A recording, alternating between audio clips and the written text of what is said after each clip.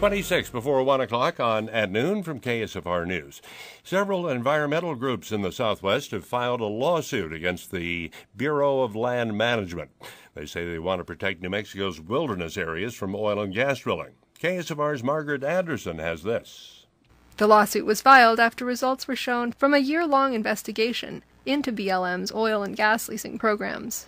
Eric Schlenker-Goodrich is the director of Western Environmental Law Center's Global Warming and Energy Program. Our findings were basically, they're all reflected in the complaint. A key part, it's sort of a multi-part set of findings. First, that BLM is not addressing global warming or greenhouse gas emissions from oil and gas operations in any meaningful fashion in its planning or decision-making process.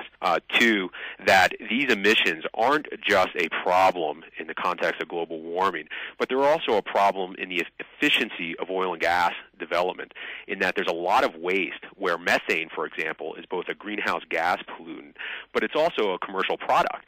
And so we're wasting oil and gas resources that could be used for homes, schools, and businesses, and instead putting it in the atmosphere where it's a problem for global warming. The third part is that BLM has been saying that, well, we've been indirectly trying to reduce greenhouse gas emissions from our field operations, but we submitted a Freedom of Information Act request to BLM, and they were unable to produce any documents substantiating that position.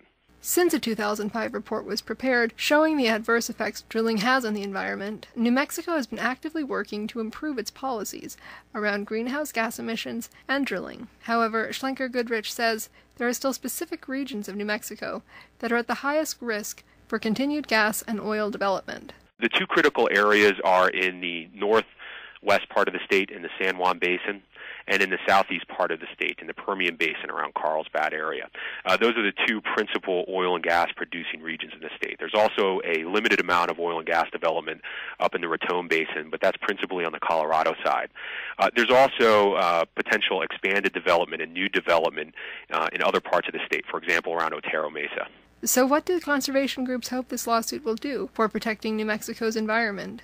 Schlenker-Goodrich describes their goals. Sort of three key objectives. The first objective is to get BLM to do a comprehensive inventory of greenhouse gas emissions from oil and gas operations that are being conducted in the state. Second, to actually start reducing those greenhouse gas emissions.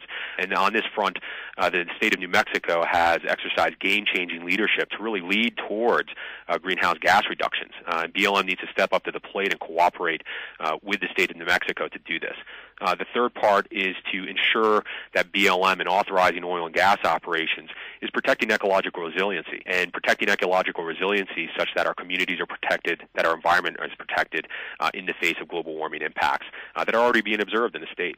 For KSFR News, I'm Margaret Anderson.